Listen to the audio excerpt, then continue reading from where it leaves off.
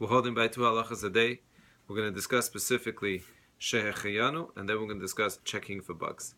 Number 1, shehecheyanu. Shehecheyanu you make only on a fruit that you cannot find throughout the year. That means it's not around in the market the entire year. And therefore, even if you find something that you have not eaten that year, but has been in the market, you could find it in Costco, you could find it in the local stores, you do not make shehecheyanu. That's why today it's very complicated to find the shehecheyanu. My wife brought home a dragon fruit, some type of scary looking thing. If that's something that's only brought around the specific time of the year, you can make a shehecheyanu on that. When it comes to checking for bugs, today there's the CRC, there's the Star K, there's the OU, there's many different guidelines. And yes, believe it or not, there's different opinions. To make things a little bit simple, I'm going to go through some of the things that Star K has pointed out does not need any checking. And a person has to know not to bug out from bugs.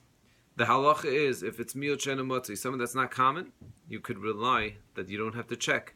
There might be a bug, but the Torah says it's mutter because you weren't obligated to check.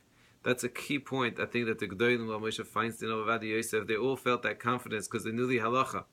Today we're very worried. And again, you could say that's a limud zchus. We're very concerned in making sure we do the right thing. But here are the simple guidelines. When it comes to, for example, nuts, any types of nuts, or when it comes to raisins, or when it comes to apricots, Star K says you don't have to check at all. Some say it's kedai to check, open it up, at least 3 of them of the batch.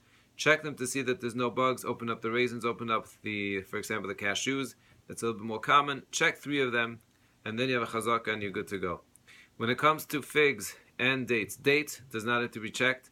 Figs sometimes has infestation, and therefore it's kedai to check each one, and that's what Rabbi Yosef at the table, they would bring him a fruit, he would check. You could trust yourself, because Rabbi Shem says, I don't come betruni and b'ri Yosef. You check, you look at it, and you're good to go, and you enjoy the beautiful gifts that Hashem has given us.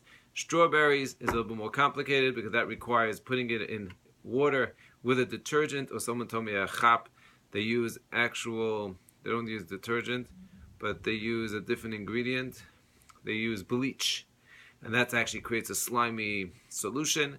Kedai for these things to look it up and follow the instructions. You have to do it twice. You have to agitate it in water. It's a little bit more complicated, but kedai to do it if you would like to eat strawberries.